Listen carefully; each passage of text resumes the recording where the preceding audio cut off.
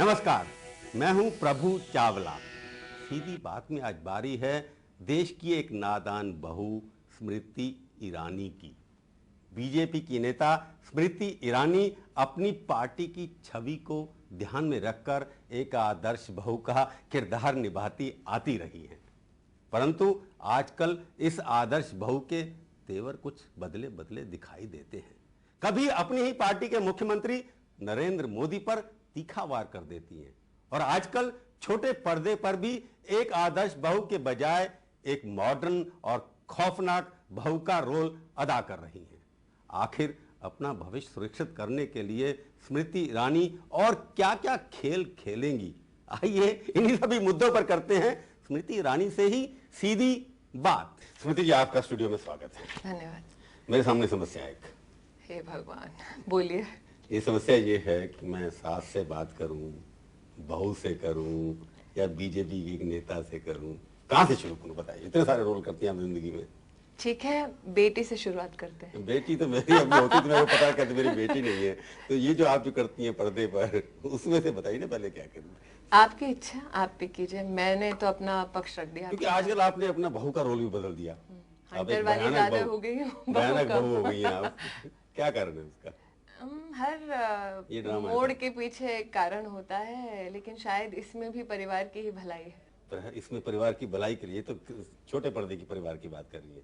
मैं कह रहा हूँ जिंदगी से भी आपकी जुड़ी हुई चीजें हैं कि स्मृति ईरानी हर चीज, जैसे वीरानी परिवार की बहू, उसमें जहाँ उसी की चलती है, तो उसी की नेचर एक है कि वो हर जगह अपनी चलाना चाहती है, इसलिए रोल बदलते हैं। नहीं, अगर आपने वीरानी परिवार की कहानी को आज तक देखा हो ध्यान से, पिछले इतने सालों से मेरी सास की चलती आई है, अब तुलसी बेचारी बोल पाई है। नहीं, तुलसी बोल पाई, उसको लगा कि अब मेरी चलनी चाहिए, इसलिए चलनी चाहिए। नहीं, क्योंकि कहीं ना कहीं इंसान के जीवन में एक ऐसा मोड़ भी आता है जब उन्हें लगता है कि उनके अपने व्यक्तिगत एक्सपीरियंस के आधार पर, या फिर जितनी जिंदगी उन्होंने जी है, चाहे कितनी छोटी ही क्यों ना हो, लेकिन उसके आधार पर इंसान कुछ कहना चाहता है। इसलिए आज तुलसी पर्दे पर कुछ कह रही है। जिस तरह से आप कर रही हैं रोल, जो आज की बहू जो आप बनी हुई है, जो पहले की रोल थी, भारतवर्ष में कौन सी बहू को ज्यादा एक्सेप्ट किया है, जो आज आप हैं, जो आप कुछ साल पहले थी? नहीं, हमारे देश में थैंकफुली ऐसे लोग रहते हैं जो अगर बहू संस्कारी हो, बहू अगर परिवार के हित को लेकर आगे चलती है,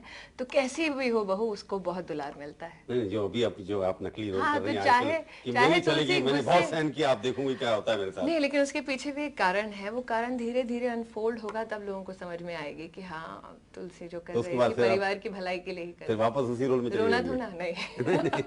दोबारा रोना धोना नहीं। पर लगता नहीं है कि जो कुछ आप कर रही हैं, आप बीजेपी से संबंधित हैं, उनकी फिलॉसफी है कि भारतवर्ष की एक परंपरा है, कल्चर है, तो जिसमें आप रोल कर रही हैं उसमें तो कोई आदर्श नारी है ही नहीं। आप भी थी, वो भी पलट गई। नहीं, आदर्श नारी क्यों नहीं है?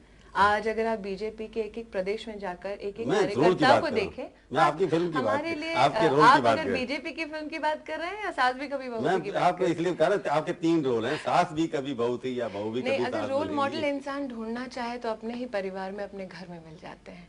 रोल मॉडल जरूरी नहीं है कि वो लोग हों जो पर्दे पर दिखाई दे या मीडिया में जिनकी चर्चा हो। रोल मॉडल वो आम इंसान भी हो सकता है या वो आम महिला भी हो सकती है, जिससे हम जीवन में कुछ सीख पाते हैं।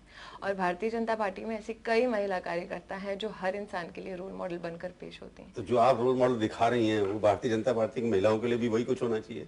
नहीं, अब मैं, क्योंकि सास भी कभी बहू थी, तो एक फिक्शन है। भारतीय जनता पार्टी देश का एक सच है। तो आप यही मानते कि एंटरटेनमेंट जो है एक समाज के ऊपर भी प्रभाव डालता है?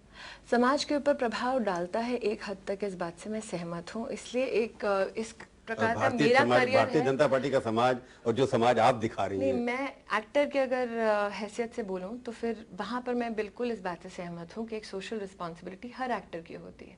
इसलिए अगर आपने गौर से मेरे करियर को देखा हो तो कभी भी तंबाकू का ऐड नहीं किया, कभी ये नहीं कहा कि हाँ शराब का सेवन करना चाहिए, क्योंकि मैं समझती हूँ कि घर में कई बच्चे भी ऐसे हैं जो शायद ये सोचते हैं कि जो तुलसी ने कहा या जिस प्रोडक्ट के साथ तुलसी जुड़ी है शायद वो सही हो। इसलिए हाँ, अगर इस नज़र से देखें तो मैंने सोशली जितना हो सका है एज एन एक्टर अपनी रिस्पॉन्सिबिलिटी। पर्दे की तुलसी और आम जनता की स्मृति ईरानी, दोनों में काफी फर्क है कि वहां पर तो एक ऐसे रोल में हैं आप जहां हर औरत का एक अपना इतिहास है, उसका भविष्य कुछ और है, उसका अतीत कुछ और है, उसका कुछ और है, कि जो औरत की छवि आप दिखाती हैं वहां पर, क्योंकि औरतों का ही वहां डोमिनेशन है। क्या बदल ले रही है क्या? क्या आप उससे आपको चुभन है कि औरतों का डोमिनेशन है, या इस बात से चुभन है कि सास या बहू का डोमिनेशन? तो चुभन जिस बात से है कि जो औरतों का रूप आप पेश कर रही हैं वो औरतें आम जिंदगी में है नहीं, आप उनको ऐसा बनाने रहती हैं क्या? नहीं, मैं किसी को कोई पाठ नहीं सिखाना चाहती। मैं तुलसी के किरदार के जरिए एक जीवन जी रही हूँ, एक किरदार का। और लोग जो इतना उससे प्यार करते हैं, उस किरदार से, उस सीरियल से, वो इसलिए नहीं क्योंकि वो उसकी तरह बनना चाहते हैं, बल्कि इसलिए क्योंकि अपने सपने कहीं ना कहीं कोई ना कोई जीता है उस पात्र के जरिए। नहीं, उस पात्र तुलसी का एक पात्र है, एक आपके जिस रोल करती हैं उसके अंदर कोई एक ऐसे औरत अच्छा, मैं सच कहूँ प्रभु जी, ऐसा लगता है कि ये सीधी बात नहीं हो रही है, ये उल्टी सीधी बात हो रही है। नहीं, मैं तो सीधे तरीके से उल्टी बात निकलवाने की कोशिश कर रहा हूँ। तो मैं कोशिश ये कर रही हूँ, औरत ऐसी जितनी भी औरतें हैं, एकता कपूर ने कहीं हमारे इंटरव्यू में कहा था कि मैं तो आदमियों को वही दिखाना चाहती हूँ जो है, उनकी औकात बताना चाहती हूँ। यानी कि आज एकता कपूर जैसी हिमाकत नहीं कर सकती, वो भी प्रभु चावला के साथ। मुझे लगता ये है कि आपके यहाँ जो रोल कर रहे हैं एंटरटेनमेंट में, उसमें सबसे पॉपुलर सीरियल है आपके, जनता के ऊपर प्रभाव पड़ता है, रेटिंग सबसे ज्यादा आप लोगों की है। आपको लगता नहीं जो औरत की छवि आप लोग दिखा रहे हैं उसमें एक बीजेपी की कार्यकर्ता स्मृति ईरानी कहाँ फिट बैठती है? जहाँ जिस औरत का भविष्य कुछ और है, अतीत कुछ और है, किसी और से शादी, किसी और का बच्चा। बीजेपी ने, एक तो पहली बात थैंकफुली तुलसी की शादी एक ही व्यक्ति से हुई है और आजीवन वो एक ही आदमी से ब्याह कर रहेगी घर में। लेकिन जहाँ तक कि बीजेपी का पति वही है जो रियल में है, नहीं, वो तो फिक्शन है और वो हर इंसान समझता है। अब इस देश में आप ऑडियंस को थोड़ी सी तो दाद दें कि उनको समझ में आता है कि मेलोड्रामा और रियल जिंदगी में अंतर क्या है। ये अंतर वो समझते हैं और ये अंतर मैं परख भी पाती हूँ जब आम जनता के बीच में रहती हूँ। लेकिन ये कहना आपका कि सास भी कभी बहू थी में बीजेपी का रोल, ये मेरी समझ में नहीं आया। नहीं, बीजेपी का मैं महिला का जो पोर्ट्रेट करते हैं आप। एक और बात, महिला का पोर्ट्रेयल, ये एक मेलोड्रामा है जिसमें हम दिखाते हैं कि एक महिला जो परिवार को महत्व देती है, लेकिन इसका मतलब ये नहीं कि करंट अफेयर्स से अनजानी है, कि उसकी जनरल नॉलेज या आईक्यू कम है, या अपने आप को प्रेजेंट नहीं करना जानती। इतना है बस डिफरेंस कि हाँ, कामकाजी महिला नहीं है लेकिन घरेलू महिला है। अब मुझे इस बात से आश्चर्य होता है कि आज तक हमारे देश में महिलाओं ने हमेशा इस बात के लिए लड़ाई की कि हमें हक मिलना चाहिए कि हम अपना जीवन कैसे व्यतीत करें।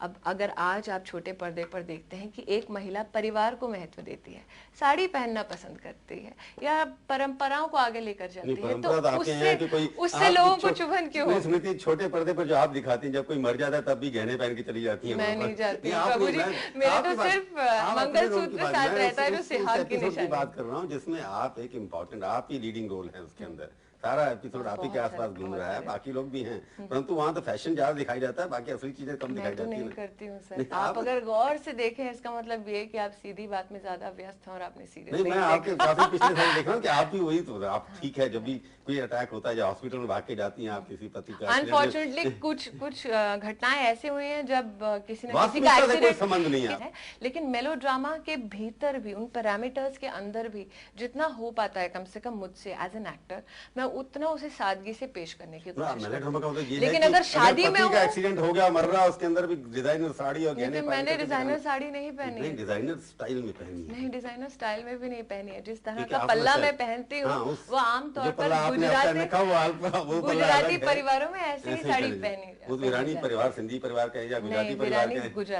गुजराती सिंधी भी हो सकते हैं ना, पता नहीं, आज तक तो सिर्फ ये मुझे पता नहीं है प्रभु जी, लेकिन आज तक मेरा जहाँ तक संबंध रहा है इस परिवार से, वो परिवार गुजराती ही परिवार। जो आप कर रही हैं सीरियल में, आपको फिर बात करूँ कि सास और बहू, जो हिंदुस्तान की हिस्ट्री है उसके अंदर पैर छूने वाली बहू, और जो स्मृति ईरानी जो अभी तुलसी जो बहू दिखाई रही है, वो एक थप्पड़ मारने वाली बहू बन गया। हाँ, लेकिन आज वर्बल थप्पड़, हाँ, बड़ों के पैर तो आज भी छूती है। नहीं, आपने पैर तो कभी लेकिन मुझे लगता है कि कहीं ना कहीं अपने अधिकारों की बात करना, लेकिन साथ में ही बड़ों को सम्मान देना, उसमें कोई गलत बात नहीं है। अगर इंसान अपना मत बड़ी शालीनता से, बड़ी पोलाइटली पेश करे तो उसमें कोई प्रॉब्लम नहीं होनी चाहिए। नहीं, मैं जो कह रहा हूँ आपसे कि बीजेपी की, क्योंकि आप बीजेपी से तो अलग हो नहीं सकती, अभी तक तो लगता है कि नहीं होने की, कहीं आप भविष्य में क्या को पता नहीं। नहीं बाप रे, क्योंकि आपने सीरियल में अपनी छवि बदल दी, तो हो सकता है राजनीतिक छवि बदलने का दिल कर जाए। सीरियल में अभी आपको गुस्सा दिखाई देता है, संस्कार तो आज भी वही है।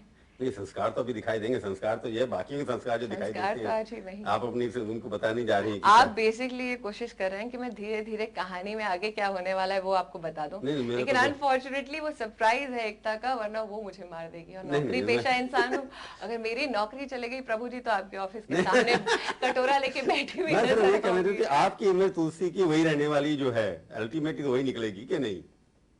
बिल्कुल, उससे कॉम्प्रोमाइज आपने नहीं किया। इंसान का स्वभाव नहीं बदलता, इंसान के संस्कार नहीं बदलते। नहीं, आपको लगता नहीं कि जब आप एक स्मृति ईरानी सेक्युलर बीजेपी लगते हैं, क्योंकि आपने शादी की एक पारसी से और उसके बाद आपने हिंदूवादी पार्टी ज्वाइन की, उसके बाद तो आपको स्ट्रगल करना, और आप जो सीरियल में करती हैं वहां पर हर औरत पता नहीं किससे क्या जीवन में आज तक जीवन में कोई भी निर्णय या निश्चय इस बात को ध्यान में रखते नहीं क्या कि अब मैं पॉलिटिशियन बन गई हूँ। नहीं, तो अभी पूरी तरह पॉलिटिशियन नहीं बनी है आप? नहीं, इंसान रहना चाहते हैं प्रभु जी, तभी सबसे ज्यादा काम आऊंगी लोगों के और मेरी पार्टी। तो पॉलिटिक्स में आपने क्यों ज्वाइन की, उससे आपको क्या फायदा होने वाला है, मैं पूछूंगा। थोड़ा सा एक बार पैसा कमा ले, यानी कि ब्रेक कर सीधी बात में आपका एक बार फिर स्वागत है। हम कोशिश कर रहे हैं देश की एक नादान बहू से बातचीत करने की। नादान, ये फेंका आपने जाल। हाँ, बोलिए। नादान है कि नहीं आप? मैंने कहा ये फेंका आपने जाल। नहीं, कि नादान है कि नहीं है? प्रभु जी, मैंने सीधी बात इतनी बार देखा है कि मुझे पता है कि कौन से आंसर को अवॉइड करना चाहिए और कौन से आंसर पर डायरेक्ट सीधी बात करनी। तो आप नादान नहीं है? मैं आपके उस आंसर को स्किप करके आपके अगले क्वेश्चन पर जाती हूँ। अगले क्वेश्चन पूछूं मैं आपसे? तो आप आदर्श हैं क्या? नहीं, बस एक साधारण इंसान हूँ, साधारण इंसान हूँ। एडजेक्टिव से मुझे बहुत डर लगता है। तो स्मृति ईरानी का भविष्य क्या है? भविष्य क्या है मैं खुद नहीं जानती। आज तक मैंने जो भी प्लान किया वो हुआ नहीं। जीवन में एक बार एक जॉब एप्लीकेशन दी थी जो कभी मिली नहीं वो नौकरी। उस दिन मैंने निश्चय किया था कि जिंदगी में कभी बैठ के प्लान नहीं बनाऊंगी, ख्वाब नहीं देखूंगी बड़े बड़े, क्योंकि जीवन की सच्चाई जो मेहनत करूं तो अपने आप शायद ये कि आप कई बार बस कर जाते, बोल जाते जो मन में आता है दिल में आता है। एक और जाल। Next question. नेक्स्ट क्वेश्चन है, आपकी आदत है कि बोलना, चाहे फिल्म में भी आपने जैसे जिस तरह आज बोल रही हैं, वो कहीं ना कहीं रिहर्सल की होगी ना आपने, कि मैं आप बताने वाली हूँ कि मेरे साथ आजकल क्या हुआ आज तक। अभी तक जब आप बता रही थी अपनी सास को या किसी को बता रही थी कि अभी तक जो होता रहा और ये सास बहू पॉलिटिक्स आप बीजेपी को लेकर नहीं खेल पाएंगे। क्यों? बीजेपी में तो आप क्या एक्सेप्ट है? आपको सास माना जाता है, बहू माना जाता है, बेटी माना जाता है। तो बेटी के साथ बहुत जाती है, अभी तक कुछ इंपॉर्टेंट रोल नहीं दिया आपको, जनता ने तो आपको एक्सेप्ट किया नहीं। चांदनी चौक पहुंच गई आप। हमेशा आप इस बात की अपेक्षा क्यों करते हैं या इस बात को लेकर क्यों चलते हैं कि एक पॉलिटिशियन को या मुझ जैसी एक छोटी कार्यकर्ता को उम्मीदें अपेक्षाएं अपने पक्ष से होनी चाहिए। देखा इस तरह से जाना चाहिए इस बात को कि पार्टी को मुझसे उम्मीदें हैं कि मैं पार्टी के लिए काम करूंगी। उन उम्मीदों पर मैं खरी उतरी तो मेरा सौभाग्य होगा। तो बड़े तकलीफ में होंगे आपसे। क्यों? तो उनको उम्मीद नहीं थी कि आप नरेंद्र मोदी को कहेंगे इस्तीफा दे, तो मैं नेक्स्ट क्वेश्चन। नहीं, नेक्स्ट क्वेश्चन ये उम्मीद थी उनको आपसे। Next question. मैंने आपका सवाल ही नहीं सुना। नहीं सुना? मतलब आपको डर लग गया कि क्यों कह दिया ये? मैंने आपका सवाल ही नहीं सुना। मतलब आपको इतना डर लग गया कि आप मैंने आपका सवाल ही नहीं सुना, क्योंकि मैं यहाँ पर सीधी बात और स्पष्ट बात करने आई हूँ और सच्चाई से करने आई हूँ। इसीलिए मैं आधे अधूरी चीजें नहीं कहूँगी। आप ये भी भूल गई, इतनी शौक लगा कि आपके मोदी के ऊपर अटैक किया था, इतना भूल गई वो भी? नहीं, मैं कुछ नहीं भूलती हूँ जीवन में। मैं सिर्फ इतना कहूंगी कि क्योंकि आज मैं यहाँ पर स्पष्ट बातचीत करने आई हूँ और सच बोलने आई हूँ, इसलिए आधी अधूरी बातें इसलिए आधी अधूरी बातें नहीं करूंगी। मोदी की बात आपने सच बोली या झूठ बोली? आप सच बोल आधी अधूरी बातें नहीं करूंगी। बीजेपी की बेटी हूँ, थी, रहूंगी, ये सच है। तो एक ऐसा शौक पड़ा आपको, उसके बाद लगता है कि आपको बुला दिया उन्होंने कि ऐसा मत बोलना आगे से। आगे का क्वेश्चन प्लीज। नहीं, आगे से ऐसे नहीं बोलना है ना। नेक्स्ट क्वेश्चन ये है कि आपका भविष्य बीजेपी में उसके बाद है कि नहीं है? मुझे नहीं पता सर। मैं विधाता नहीं हूँ जो भविष्य रचो। मैं इंसान हूँ जो सिर्फ अपने दम पर, अपने कार्य पर आगे बढ़ती है जीवन। बीजेपी को आपने ज्वाइन क्यों किया? क्या लगा आपको? क्या था? कहीं ना कहीं मेरे संस्कार मिलते थे। क्या? कहीं ना कहीं मुझे अटल बिहारी वाजपेयी जी का काम, उनकी हिस्ट्री ने प्रभावित किया, इसलिए मैंने बीजेपी को ज्वाइन किया। पार्टी ज्वाइन किया, अडवाणी जी के लिए नहीं की? नहीं, दोनों के लिए। लेकिन मैं यहाँ पर बैठकर स्पष्टीकरण और अडवाणी जी का नाम दोनों के लिए। मेरे साथ आज तक बीजेपी के जितने भी कार्यकर्ता काम कर चुके हैं, वो भी खासकर मेरे गाँव में, मैंने उनमें एक कहीं ना कहीं निष्ठा देखी है, लालच नहीं देखा कुछ पाने का। आपको कौन लेके आया था पार्टी में? गोपीनाथ मुंडे जी ने कहा कि अगर पॉलिटिक्स में तुम योगदान देना ही चाहती हो तो एक्टिवली करो तो बेहतर। तो आपने चुनाव लड़ने का फैसला कर लिया? चुनाव लड़ाने का फैसला पार्टी ने किया था। और आप लड़ पड़ी? पार्टी का आदेश था। और उसके बाद आ गई? वो भी कैसा लगा? आपकी जनता इतनी आपकी तारीफ देखते हैं, क्यों मैं देखता हूँ कि रात को जब बैठते लेकिन हैं, हार जीत तो हार ही क्यों आप? वो मैं नहीं जानती, लेकिन इतना जानती हूँ कि मैंने बहुत कठिन परिश्रम से मैं गुजरी, एक कठिन दौर से गुजरी उस वक्त, लेकिन फिर भी कुछ ऐसे समझौते जो जिनकी अपेक्षा की जाती है एक पॉलिटिशियन से, वो मैंने समझौते नहीं किए। हार गई, लेकिन हार जीत तो जीवन का हिस्सा है। जब बॉम्बे पहली बार आई थी तब भी मेरे हाथ में क्या था? आपने जाके मैकडॉनल्ड में क्या झाड़ू लगाया? झाड़ू पोछा लगाया। तो जिंदगी की मेरी हर मोड़ पर शुरुआत ही हार से हुई है, लेकिन कहीं ना कहीं पहुंच तो पाई हूँ। तो आप इसके आगे अपने आप को फिल्म में देखते हैं, क्या करते हैं, कैसे देखते हैं फिल्म? पता आप नहीं। थिएटर में आ गई, शायद एक्टिंग करने लग गई। थिएटर में को प्रोड्यूस कर रही हूँ, एक्ट कर रही हूँ पहली बार जीवन में। साथ ही साथ पार्टी में भी मुझे सौभाग्य है कि महाराष्ट्र में यूथ विंग में काम करने का मौका मिला है, स्टेट एग्जीक्यूटिव में मौका मिला है काम करने का, नेशनल एग्जीक्यूटिव में मेरा दूसरा टर्म है। तो पार्टी भी मुझे कई ऐसे प्लेटफॉर्म्स दे रही है जहाँ पर मैं अपना काम कर सकूँ, जिन पॉलिसीज से मैं आगे बढ़ाना चाहती हूँ। जैसे युवतियों में काम करना चाहती हूँ कि साधारण घर की महिलाएं राजनीति में उतरें और एक्टिव पॉलिटिक्स में भाग लें। मैं स्मृति ईरानी का भविष्य जो है वो एक छोटी स्क्रीन के ऊपर होगा, या एक फिल्म के अंदर होगा, या राजनीतिक नेता के बीच में होगा? कहाँ देखते हैं आप आज से 10 साल बाद? आप सास तो 10 साल में बनेंगे नहीं, आप थोड़ा ज्यादा टाइम लगेगा सास बनने में। कंपटीशन की दुनिया में, आज की भागदौड़ की दुनिया में, आज की तेज रफ्तार दुनिया में, जहाँ कई लोगों के छोटे छोटे सपने और आदर्श पीछे छूट जाते हैं, 10 साल बाद अगर मैं जैसी आज हूँ वैसे ही रही तो मुझे लगता है वो मेरा सबसे बड़ा अचीवमेंट। बोलने की जो आदत डाल दी आपने, क्योंकि आपने कुछ सवाल सुने नहीं मेरे, तो आगे से ऐसे मत करना। नहीं, आपके सारे सवाल सुने, लेकिन हाँ, कुछ जानबूझकर अनकही कर। तो वो सच नहीं बोला था ना आपने, इसलिए आप भूल गई उसको। वो झूठ बिल्कुल बोला नहीं, बिल्कुल नहीं भूली।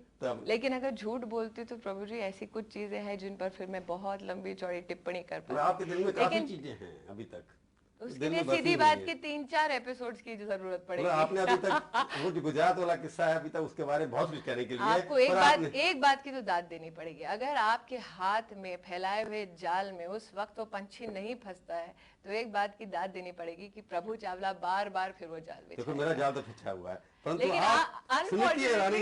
लेकिन अनफॉर्चुनेटली मेरी सास ने मुझे इतनी ट्रेनिंग दी है कि हर बार आपकी पकड़ से निकल जाए। आप हमारे स्टूडियो में आए, बहुत बहुत धन्यवाद। तो ये थी आज की नादान बहू से एक मुलाकात। सीधी बात का ये कार्यक्रम आपको कैसा लगा? आप अपनी राय हमें ईमेल के जरिए भी भेज सकते हैं। हमारा ईमेल का पता है sb@aajtak.com। अगले हफ्ते आएगी बारी एक और हस्ती की। इंतजार कीजिए तब तक और देखते रहिए आज तक।